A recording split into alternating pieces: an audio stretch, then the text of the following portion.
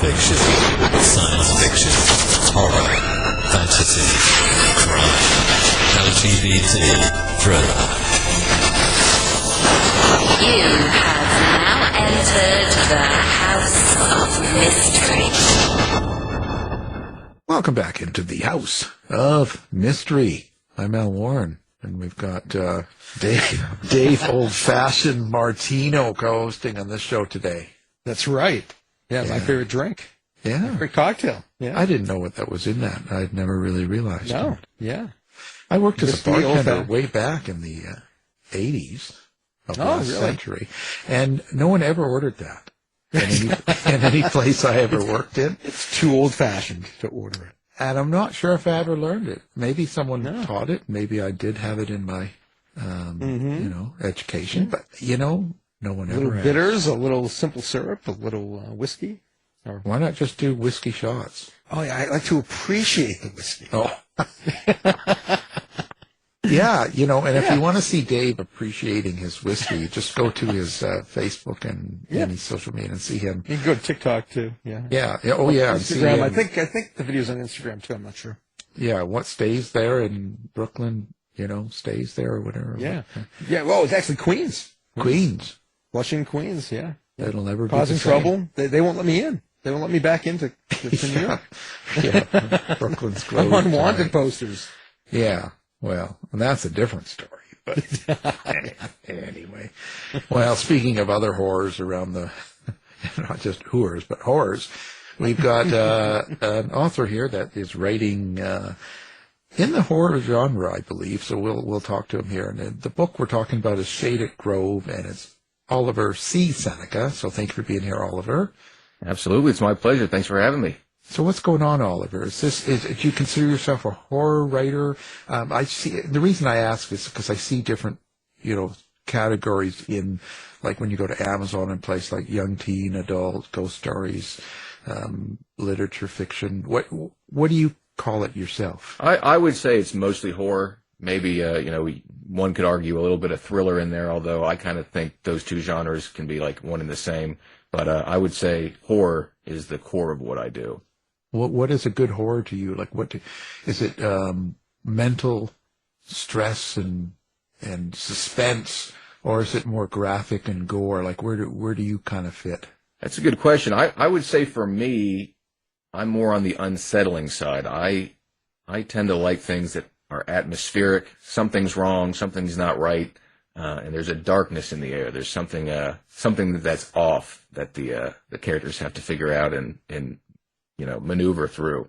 That's not to say I don't love the other types of horror and subgenres, but for me, I've always just enjoyed the atmosphere of horror, that things are just not what they seem, and it's time to investigate. It's a good thing we live in a world where we don't have to deal with that kind of stress. Everything's settled, Yes, there's nothing wrong at all. Everything is perfectly fine. Yeah, I don't have that feeling of darkness ever. It's always happy and airy, put on my flowered dress and go. Listen, but I'm being a little older. I grew up with Twilight Zones and some of the Rod Serling sort of stuff, and a lot of the Hitchcock and all that stuff. So there is a lot of suspense and kind of horror in my history. But for me, a lot of that always had meaning. You know what I'm saying? Like you'd watch the Twilight Zone, one of the episodes. At the end of it, there was always a subject matter, so to speak. It wasn't just about fear and horror. Do you do sort of the same thing, being that you like that? Absolutely. I always like to have some kind of underlying tone, even if it's just very subtle.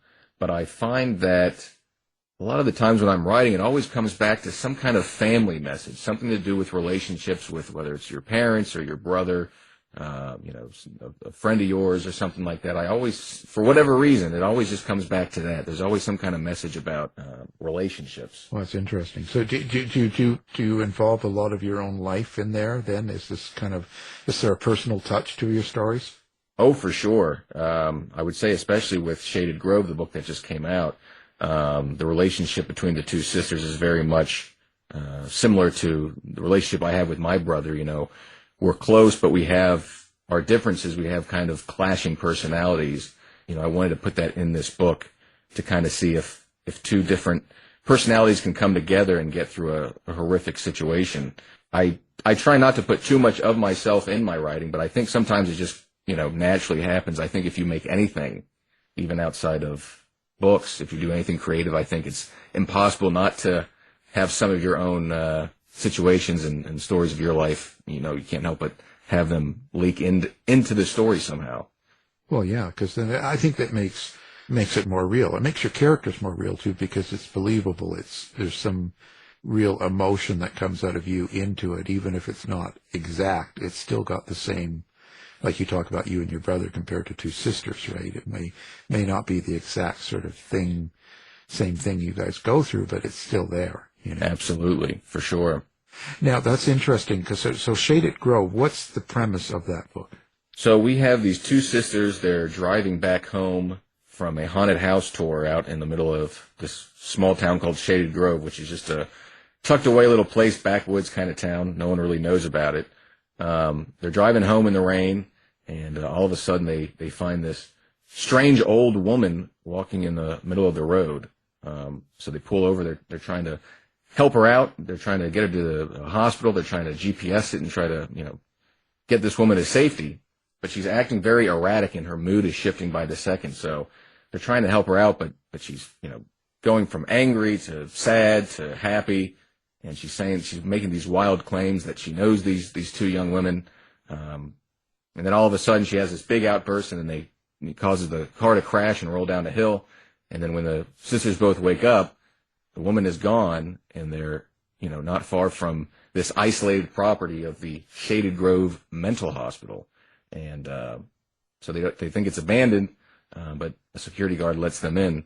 But of course, once they get inside, some strange things start to happen, and they can't get out. So the story is about these two sisters, with their clashing personalities and everything. One believes in ghosts and the afterlife, the other one does not. Of course, she'll have to reconsider her belief system as the story goes on, but it's just about them trying to escape and the different twists and turns that happen, and the wild discoveries that they make while behind the locked gate of the Shaded Grove Mental Hospital. Well, maybe that lady they picked up, she was drinking too many old fashions. Maybe that could be. Could be that simple. You never know. Yes. Right. Did you find it difficult writing as two woman characters? And I mean this in the fact of whose point of view did you write from, or was it both of their point of view, or was it from an outside point of view? Like how did you write that? Yeah, it does kind of go back and forth a little bit, but I would say the main character is Diane, the younger of the two sisters. I primarily wrote from her point of view because she's more in tune with spirits and the afterlife and stuff like that. And it's, just more about her journey and her relationship, with her older sister. And, it was a bit difficult. I normally don't have this. I think this is the first time I've ever wrote anything from, perspective of women. So it was a different kind of exercise for me. But, I think in the end of the day, it all worked out. And whether it's sisters, brothers, I think siblinghood pretty much has the same themes, no matter, which gender you are. You love, you hate, and at the end of the day, you hope that you can come together and work things out. Right. There's a human aspect to people that you can write, and it doesn't necessarily have to focus on, a sexual aspect. Mm-hmm. For sure. Well, when you're writing teen and young adult type books, do you have to kind of hold back on some of the content that goes in it? Is that something that you need to do? Do you need to really think about what you're putting into the work as opposed to maybe what you would put into adult fiction? Absolutely. And what's funny is originally there was a lot of cursing in this manuscript. And my editor said, we're gonna have to, since this is technically young adult, we can't have it too many F-bombs and stuff like that. Especially these days, young people do curse and they say dirty things and stuff like that. So I was trying to keep it, authentic to how I know that young people talk. But of course, when it comes to the business side of things and marketing and the demographics, you do have to kind of rein it in a bit and censor it just a little bit. And of course, I couldn't make any of the horror scenes too graphic. You can't have it too bloody, too wild in that regard. So I did have to take some things out, fix up the dialogue, clean it up a bit. But I think, still at the end of the day, it works. I think their personalities are still intact. Yeah, it was interesting having to kind of just shave a few things off to make it work for the YA crowd, as they say. Oh, as long as you didn't describe how you shaved it. This is part of the uncut podcast version. This is the good stuff here. When you're working with your two main characters, and even the lady that they picked up, so you've got these characters, how do you write the dialogue? What's the situation in your head and in your room? Do you have relationships? Do you kind of have these characters developed in your mind and they actually communicate with each other and you kind of know how they're going to act and react, or do you kind of ad-lib? Like, what's your process there? Well, I do try to outline some things and have a path, but I find that no matter how much I outline or do these things on the side, it does kind of just take control of itself. It just kind of goes where it goes. So I have like a good starting point, a general idea of how I want them to interact, but then as I'm writing the story, it does kind of go in its own direction, and I'm just at some point I'm just kind of along for the ride. You know what I mean? Like it almost takes on a force of its own, and I just kind of let it rip. Well, can you hear the thoughts of your characters? Do you hear their voice? Is it more visual? How do you really get into that character and create them and project them onto the page?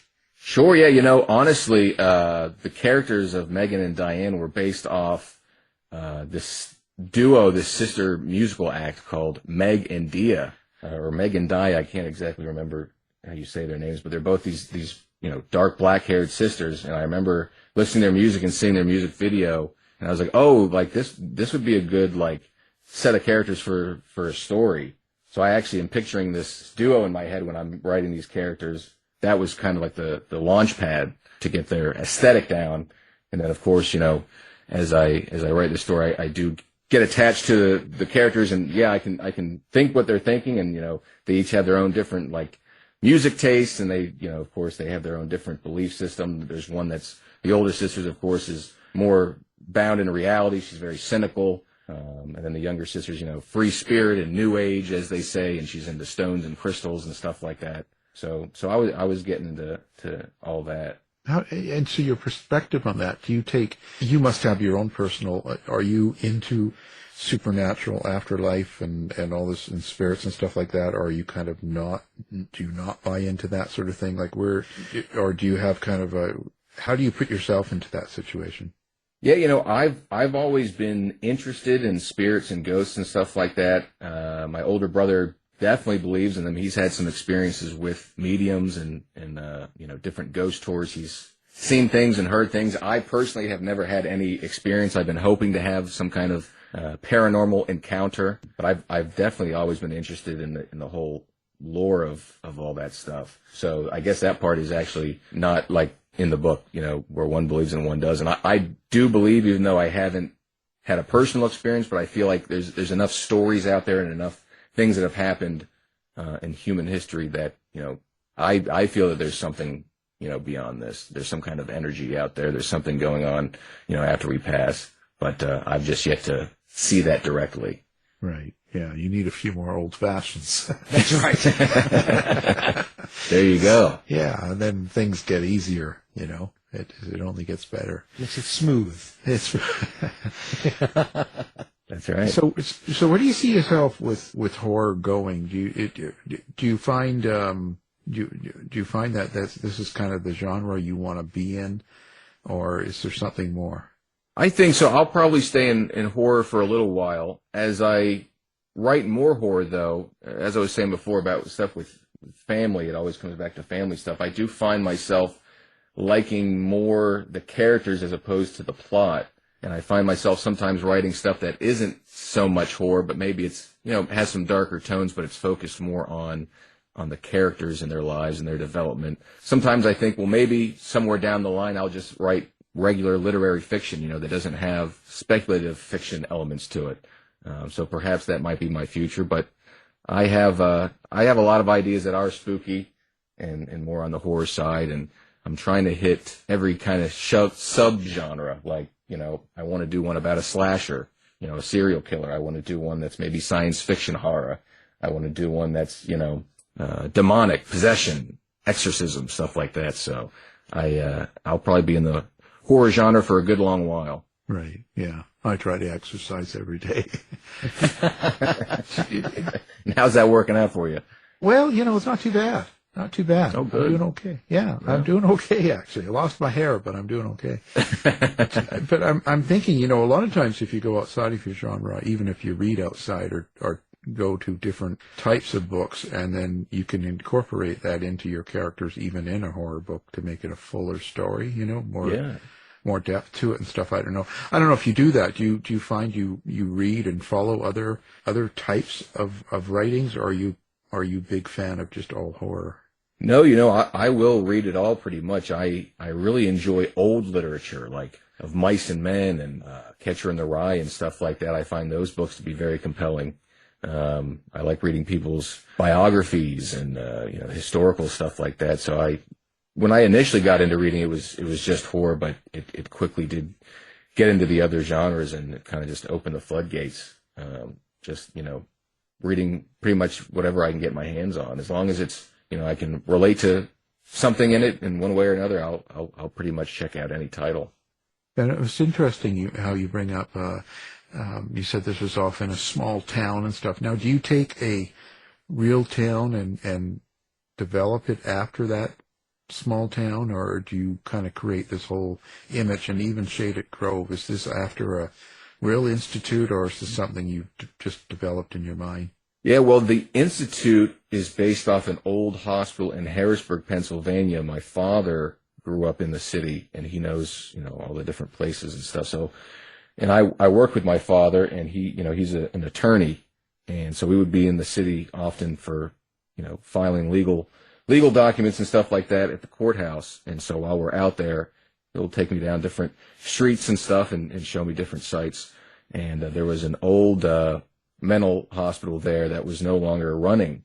It wasn't full on abandoned. The buildings, still stood and everything looked okay, but it just wasn't active. So it was just kind of like this looming ground with these buildings and whatnot.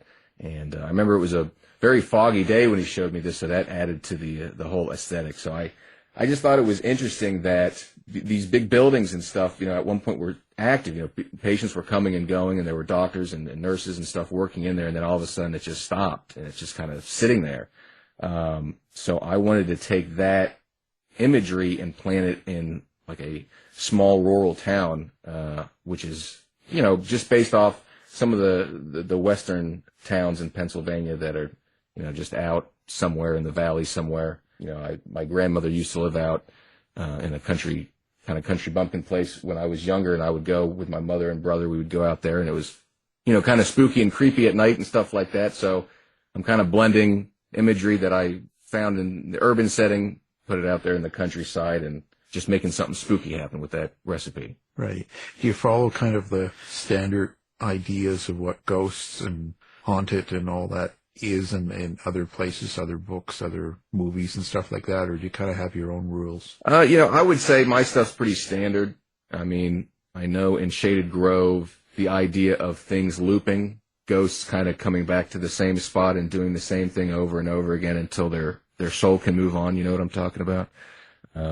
Or the idea of like the astral planes, like spirits trying to get through the different dimensions to reach the humans and connect with us. Sometimes they have to push other spirits away to contact whether it's the medium or the Ouija board or whatever. I put that in there, and pretty standard stuff. I think one reviewer said I'm not reinventing the wheel, but it's all good. So with this book, it's pretty standard. It's nothing too wild. Well, I mean, I think the characters are the most important anyway, right, in a story. They're what people stick with or what resonates with people, and you could even use them in other books sometimes if they remain alive in your book, you know what I mean? For sure. No, absolutely. That's for me what it's always been about, the characters and their relationships and what they go through, and are they changed by the end? Are they changed for the better? Are they changed for the worse? That's the stuff I like to explore. Yeah. Do you find that it changes you when you do this sort of thing? Like when you're involving things that you relate to, that you can get involved with, like, your brothers and, and having two sisters and the afterlife and all these things. It can be it makes you think, right? You process all of these things as you go through the book and Absolutely. you're reading it and stuff like that. Do you think that process in itself maybe changes you or develops you somewhat? That's a great question. I think it does, honestly, and especially with Shaded Grove, it also deals with a lot of like mental health topics. It was certainly interesting, light research that I do, seeing some of the barbaric things that we would do to patients who were suffering from mental illness and, kind of opening my eyes to like, wow, like we did some pretty twisted stuff not that long ago, to people trying to cure this almost invisible illness. Like, where do you start with mental illness sometimes? And, questioning, what we're doing today.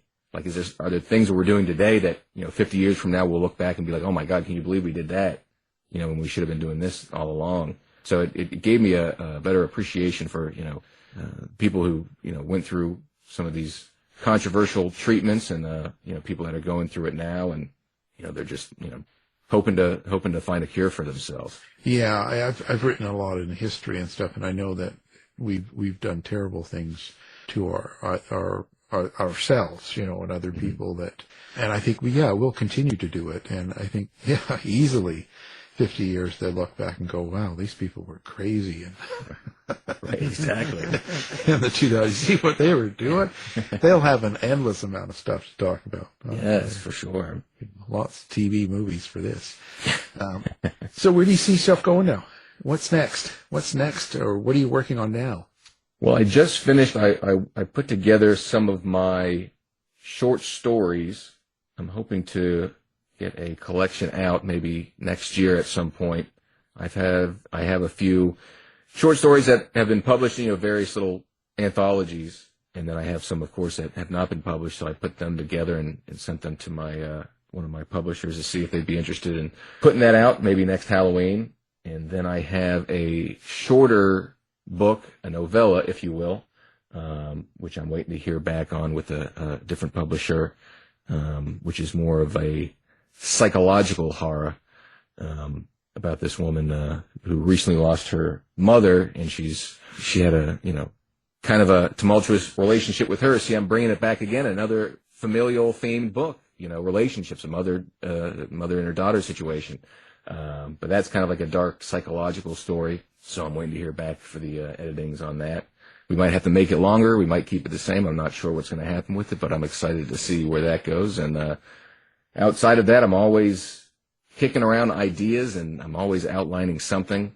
I might do another young adult horror story. I might go back to just doing regular 18 plus kind of things, but I got a lot of things happening. I'm as I'm sure, creative people, it's almost like ADD. We're just all over the place. We want to do this and that. I try to lock myself in and try to focus on one thing at a time, because I'll start something and I'll be like, I want to do something with a vampire. It's like, no, let me finish this manuscript first before we work with the vampire. We'll get to that later.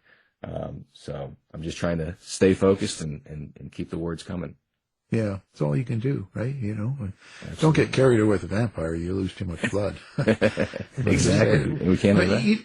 But short stories are particularly different. You have to have kind of a method or a way of being able to express a lot of things in a very very short time. You know what I mean? You have to use your wording has to be very precise, because the reader has to be able to understand the characters without you being able. You can't really flesh them out like you do in a novel. You right. Just have to get it across. So that's a particular type of writing. Do you like doing that better than the long stories, or?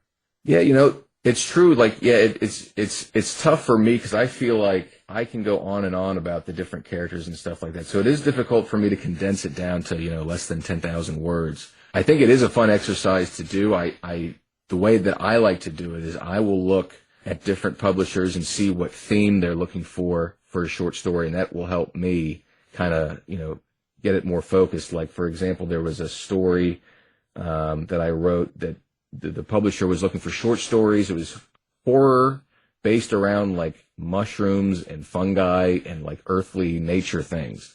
So I go, okay, so that kind of gives me, a specific thing so I can kind of work around that. Because without that, I feel like it's hard for me to just kind of just jump into a short story. Because, with me, it could go on and on and on. It could become a novella. It could be, a novel, whatever. But I do like to do it in between, my more heavier, meatier manuscripts. As long as I can, get that little idea at the beginning. If they give me a theme, I'm good to go. If not, it's tough for me. Yeah. Yeah. So, listen, now, do you do social media? Do you do a website? Do you like to have interaction with readers? Absolutely, yeah. My website's olivercseneca.com. It's, has all my stuff on there. And I primarily use Instagram and Facebook. To be honest with you, it's tough for me. I don't like doing a whole lot of promotion. I feel like I bother people too much sometimes with my work because, when you work with small publishers, there's not really a budget for marketing, and you really have to do all of it by yourself. So I don't like to do too much pushing of my work. I try to be as tasteful as I can, but I've met a lot of great reviewers and other authors out there over the internet, and I'm very grateful to have a little support system and people that are willing to read my stuff early and give me honest feedback, and reach out to me if they love the book or if sometimes they hate the book. Well, we'll put all that on the website too, so people can find you easily. And so reviews are important to you. Do you really kind of follow up with reviews, or do you stay away from them? Oh, there's a team of reviewers that I've used over the years who I can always count on to be honest and thorough with their feedback. I try not to get too involved, because the problem is anybody can leave a review, and I've gotten 1-2-star reviews that were actually helpful, like that were actually like honest. They took the time to explain why they didn't like it. And then you get a 1 or 2-star review and it's just like one line, and it doesn't, it really makes sense, and it's, just kind of throws you off. So I primarily just pay attention to the reviews that I could tell that the person actually read it or attempted to read it and took the time to really explain themselves. For the most part, I don't really read too many of them personally. Well, you can always hunt down the bad ones and then, kill them off in your next book. Yeah, there you go. That's a great strategy. No, that's true. Yeah, we do hone in on the negative ones, even because with Shaded Grove, like this is actually my most best critically reviewed book out of the 3 that I've done.